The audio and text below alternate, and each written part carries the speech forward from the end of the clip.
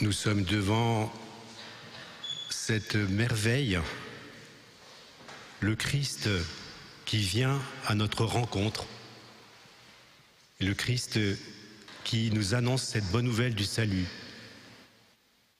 Jésus, le Fils de Dieu, le prophète par excellence. Et à son exemple, tout prophète est chargé de parler de la part de Dieu. Pas seulement Dieu impersonnel, mais le Dieu qui a pris chair dans le sein de Marie, Jésus, le Fils de Dieu. Le prophète qu'est Jésus, qui est tout prophète dans la relation avec lui, est saisi par l'Esprit Saint. Et il est envoyé pour porter la bonne nouvelle, comme Ézéchiel, comme Saint Paul sur le chemin de Damas. Poussé par l'Esprit, il va porter la bonne nouvelle aux pauvres. Voyons ce qu'est le prophète. Et ensuite, comme nous sommes tous appelés à parler au nom de Dieu, le prophète, celui qui parle au nom du Christ, nous sommes tous appelés, pas seulement mon voisin, mais chacun de nous, aujourd'hui, dans ce monde déchristianisé, eh bien, nous avons à porter la bonne nouvelle aux autres. Le prophète, homme saisi par Dieu, rempli de sagesse, de courage, de désintéressement, d'amour envers les plus petits. Car Dieu agit et parle par ce témoin qu'il a choisi. Mais, et on l'a bien entendu dans la lecture de Saint Paul, en ce prophète, il y a un grand contraste entre sa condition d'homme et la grâce de Dieu qui habite en lui. Le prophète est un instrument, un signe de la bonté de Dieu, mais il est dans la faiblesse. Pauvre pécheur, frère des hommes, il partage avec eux la condition humaine, la condition aussi de pauvre pécheur. Par la puissance de l'Esprit, il manifeste la présence de Jésus qui sauve, qui sanctifie, qui pardonne. Mais il a cette mission malgré sa faiblesse, car Dieu vient habiter notre faiblesse, vient nous pardonner, Dieu vient habiter nos vies. Et à ce moment-là, si nous nous laissons faire par l'Esprit, nous pourrons rayonner cette présence. Notre Maître nous aidera à surmonter nos faiblesses, nos souffrances, en les unissant à la puissance qui se dégage de la victoire pascale, puissance infinie qui vient nous restaurer, qui vient nous accompagner et qui vient aussi faire de nous des témoins, des prophètes. Jésus le Messie a tellement pris notre condition d'homme que les gens de Nazareth n'arrivent pas à le reconnaître. Pour eux, il n'est que le fils du charpentier. Car le Fils de Dieu, en partageant humblement notre nature humaine, accepte de ne pas être reconnu, d'être même rejeté, méprisé, enfin crucifié. Jésus s'est abaissé ainsi jusqu'à la mort de la croix pour vaincre nos morts et nos péchés. Son saint sacrifice, couronné par sa résurrection et son entrée dans la gloire, est une source intarissable d'amour. Jésus nous communique cet amour dans les sacrements, et spécialement sacrement de réconciliation et d'Eucharistie. Pas seulement l'Eucharistie, mais aussi la réconciliation. Notre cœur a besoin régulièrement d'aller dans ce bain de miséricorde pour recevoir le pardon du Seigneur, nous faire partager sa victoire sur la mort. Et c'est cela que nous avons à communiquer à nos frères. C'est cette victoire de Jésus que nous devons témoigner en parole et en acte. Jésus l'a demandé à ses apôtres au terme de sa vie, au jour de son ascension: allez de toutes les nations, faites des disciples, je suis avec vous tous les jours jusqu'à la fin du monde. Dieu a besoin de chacun de nous pour se faire connaître aux hommes en respectant leur liberté. Nous sommes ses disciples, frères et sœurs. Pas seulement des religieux, des prêtres, on n'est pas nombreux d'ailleurs, hein, même si on a des renforts pour la centre aéré, on remercie les religieux et les religieuses qui sont venus, mais nous avons à tous annoncé le Seigneur selon notre foi, évidemment, en respectant la conscience de celui qui est en face de moi, car toute annonce se fait souvent de personne à personne. On ne parle pas à une foule, mais on parle à des personnes aimées par Dieu, respectées par Dieu, donc que je dois respecter dans leur conscience. Le pape François nous a donné cette dénomination de disciple missionnaire. Disciple missionnaire. Disciple, celui qui écoute la parole de Dieu, qui la met en pratique. Nous ne sommes pas missionnaires si nous n'écoutons pas la parole de Dieu, si nous ne l'appliquons pas dans notre propre vie, mais nous sommes missionnaires si nous nous laissons saisir par l'Esprit pour ensuite annoncer la bonne nouvelle.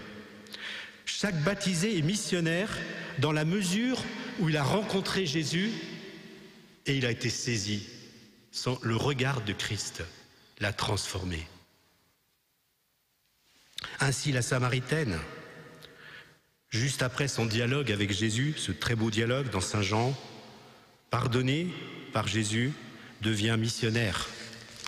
Et beaucoup de Samaritains croient en Jésus à cause de la parole de la femme. Bien sûr, beaucoup plus en rencontrant le Christ lui-même. Saint Paul, à partir de sa rencontre avec Jésus, aussitôt se met à prêcher la bonne nouvelle, se met à prêcher Jésus ressuscité. Nous sommes tous appelés à témoigner de cet amour qui, malgré nos imperfections, se fait proche de nous, dans son Esprit Saint, dans sa parole, dans toutes les actions de notre vie. Si nous étions suffisamment attentifs, nous verrions que Dieu, Jésus est là présent dans notre vie, dans nos rencontres, dans tout ce que nous faisons, nos paroles. Et certainement, dans la mission qui nous est confiée à chacun de nous, et surtout ceux qui vont agir, mais tout le monde est missionnaire. Et Sainte Thérèse de l'Enfant Jésus, que je cite souvent, docteur de l'Église, nous dit que nous sommes tous missionnaires d'ailleurs. Pas seulement par la parole, mais par la vie, par l'offrande des plus petites actions. Notre imperfection ne doit pas être une excuse. On pourrait tout de suite arrêter, voilà. Un tel annonce la bonne nouvelle, comment ça se fait que Jésus l'ait choisi? C'est pas moi qui ai choisi, c'est Jésus qui nous a choisis. Et nous voulons simplement aimer, respecter ce choix du Christ. C'est le Christ qui nous appelle à l'annoncer. Et chacun de nous y est appelé. Et Saint Paul le dit, non pas que je sois déjà au but, ni déjà devenu parfait, sinon je ne vais jamais annoncer la parole. Mais je poursuis ma course et je cours vers le but. Nous savons que le but, frères et sœurs, c'est Jésus. Dans la vie éternelle, mais Jésus déjà présent dans nos cœurs. Et si nous l'aimons vraiment, nous voulons l'annoncer aux autres. Simplement, cela montrera que je l'aime vraiment si je l'annonce. Le Seigneur, à l'intime de nos cœurs, nous donne la capacité d'entendre, d'être à l'écoute des autres. Très important, être à l'écoute des autres. Souvent, j'ai d'abord envie de parler, mais pas écouter celui qui est en face de moi. Donc il ne peut même pas dire le problème qui l'assaille, qui permettrait simplement par la parole d'échanger, de partager, et déjà le cœur de la personne serait allégé par le fait que je l'ai écouté. Et qu'est-ce qui va nous mettre en relation les uns avec les autres? L'Esprit Saint. L'Esprit Saint, d'abord, c'est la relation d'amour entre le Père et le Fils. Cette relation est le modèle de toute relation humaine, interpersonnelle. Donc soyons à l'écoute de l'Esprit Saint. Laissons-nous guider par l'Esprit Saint. N'agissons pas trop vite. Et c'est pour cela, frères et sœurs, nous avons besoin du temps de prière, d'oraison, pour écouter le Christ, avant de l'annoncer. Si je l'annonce sans l'écouter, eh bien, je vais certainement faire pas du bon travail. Ce ne sera pas Jésus qui agira à travers moi. Je ne serai pas son instrument. Laissons-nous conduire par l'Esprit. Et Jésus, l'Esprit Saint, le Père, nous aideront à faire connaître et aimer Jésus dans la situation dans laquelle nous nous trouvons et dans laquelle nous rencontrons la personne. Qu'elle puisse exposer ses difficultés, ses limites, son attente. Et à ce moment-là, le dialogue s'établira l'un avec l'autre et surtout sous la conduite de l'Esprit Saint. Enfin, nous sommes de pauvres pécheurs et nous devons recevoir le pardon de Dieu et aussi prier Marie, Mère de miséricorde. Recourons souvent au sacrement de réconciliation et d'Eucharistie. Rappelons-nous que les témoins de la foi sont des pécheurs pardonnés. J'en ai cité déjà, notamment la Samaritaine, Saint Paul. Saint Paul qui est ce persécuteur qui devient le plus grand missionnaire, qui va partout, qui subit tant de souffrances. On l'a lu il y a quelques semaines, toutes ces souffrances qu'il a rencontrées. Et Jésus nous dit, au début de ce mois de juillet, « Va, je t'envoie vers mon peuple.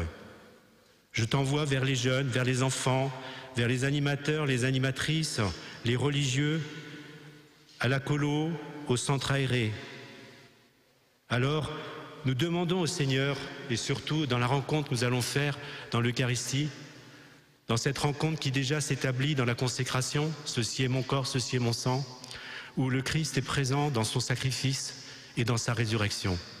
Le Christ nous fait passer de la mort à la vie.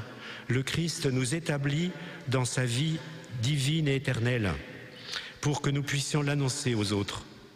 Avec le pape François, prions notre Mère du Ciel et Saint Joseph. Nous sommes sous le patronage de Saint Joseph. Et quand vous entrez dans la chapelle, vous avez déjà vu une statue de Saint Joseph dans le hall, même à l'extérieur, avec un beau massif qui a été fait. Eh bien, nous prions Saint Joseph, nous nous confions à lui pour l'annoncer à nos frères et sœurs. Et avec le pape François, nous demandons à Marie, étoile de la nouvelle évangélisation, aide-nous à rayonner par le témoignage de la communion, du service. Tous nos services sont importants, les plus petits, les plus grands. Nous le redirons demain, nous, pour le centre aéré, avec le frère, bien sûr. Témoignage de notre foi ardente, de la justice, de l'amour des pauvres, notamment au centre Clément-Mionnet. Des jeunes et des enfants rencontrés, des familles, des parents. Oui, que la joie de l'Évangile parvienne jusqu'à chacun d'eux. Mère de l'Évangile vivant, Mère de Jésus, Mère de l'Église, source de joie pour les petits, priez pour nous.